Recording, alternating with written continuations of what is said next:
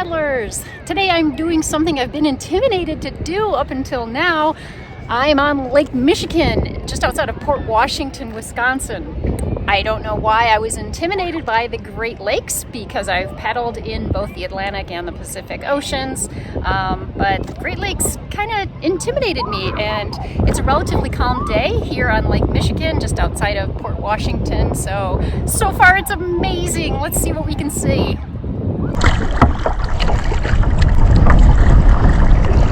Last I checked the weather forecast, there was a northwest wind about 12 miles an hour, which certainly isn't ideal. If there was an east wind today, there's no way in hell I would be out here. So the farther I go out from here, the more I'm gonna feel the wind. So this is my first time on a Great Lake, so I'm gonna stick really close to shore to play it safe.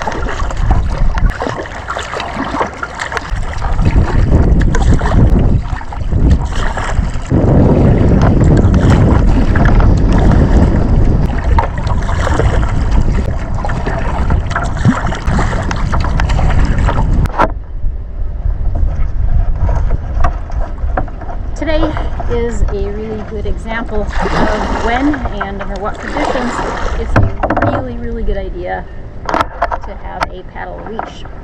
I've had this paddle leash on my boat for years, and I only recently started using it to mount my GoPro tethered to my right leg in case something happens to my GoPro mount and it goes poop. I'm not out $400. Today I'm going to use it for its actual intended purpose, to tether my paddle to the boat, because under these conditions, if I were to drop my paddle and I get blown by the wind away from shore, I would be absolutely screwed.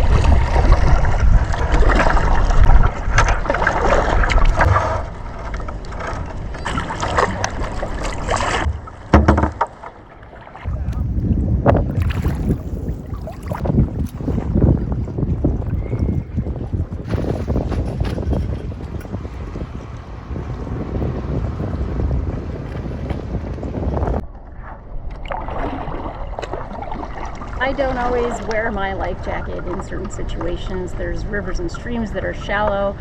I feel really comfortable not having one when the water is really shallow, there's no wind, I'm really close to shore, but without exception, every adult or child should be wearing a PFD when you're on one of the Great Lakes. There's no messing around and taking any chances on safety when you're in, I mean, you might as well be in the ocean here.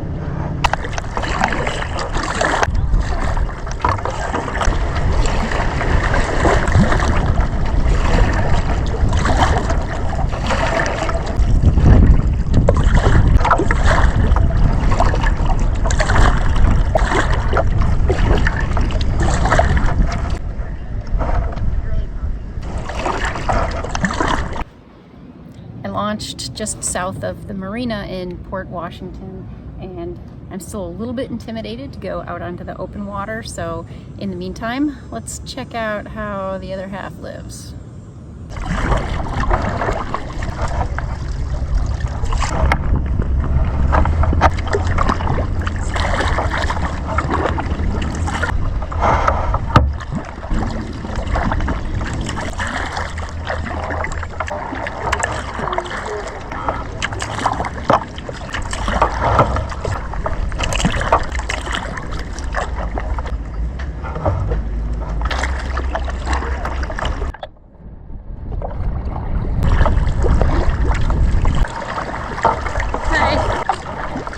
Hi.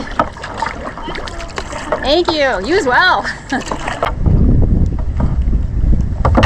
Now, when I say the other half, I certainly don't mean the wealthier of us. I mean those poor, unfortunate souls that have to rely on gas-powered engines to move across the water.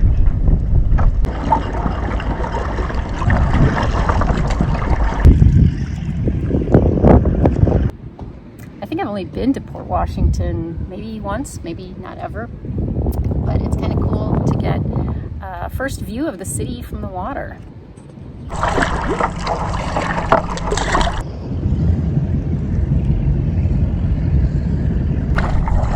Alright, no more being a wuss. Headed out onto the big water.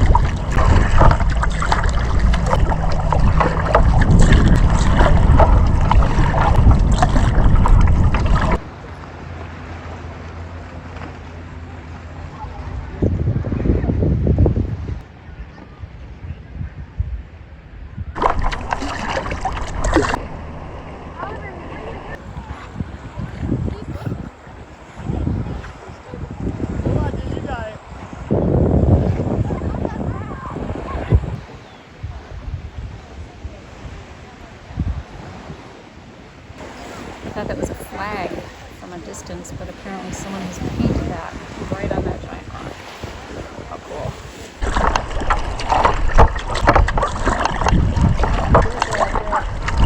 Will do. Safety first.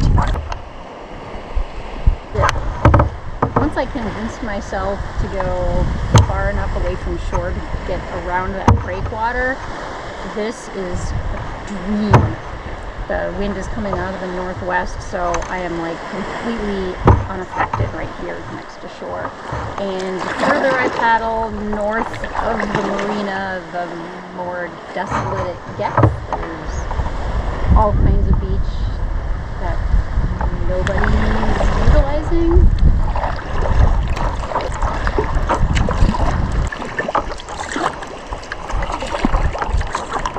This is amazing.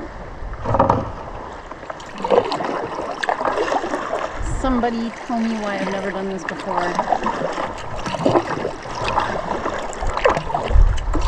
There has got to be some cool shit that has washed up on the beach up here.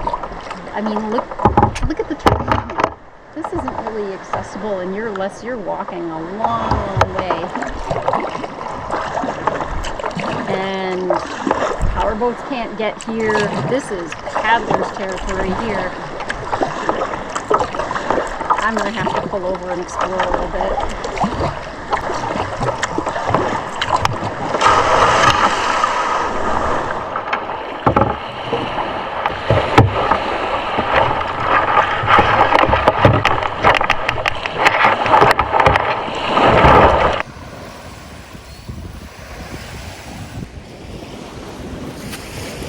It's 3 o'clock on a Saturday afternoon, and look at all this real estate I've got all to myself.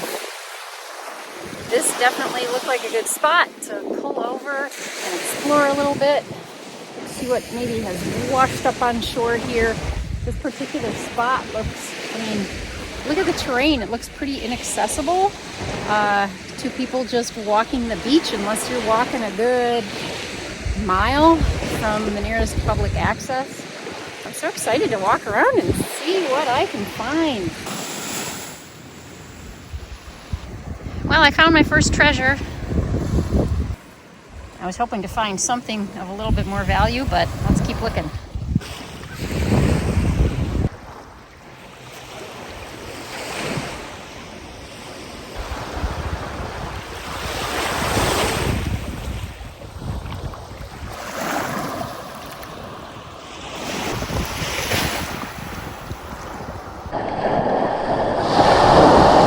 Very fun little hike on the sand, but it's getting late and I don't want to risk it. It's going to get stronger or change, so I'm headed back out there.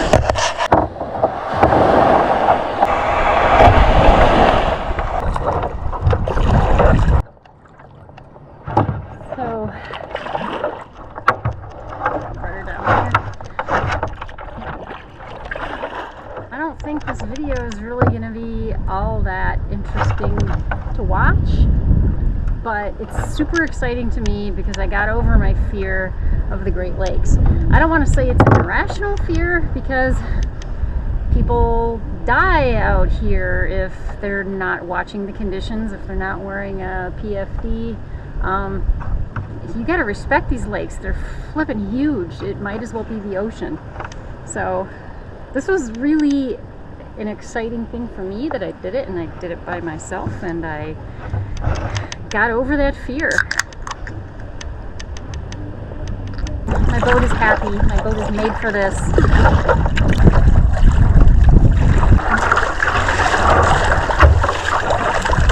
So you can see there's like barely a ripple, but if you're tired, this wind would take you way, way, way offshore. And I'm guessing that's how some people get in trouble.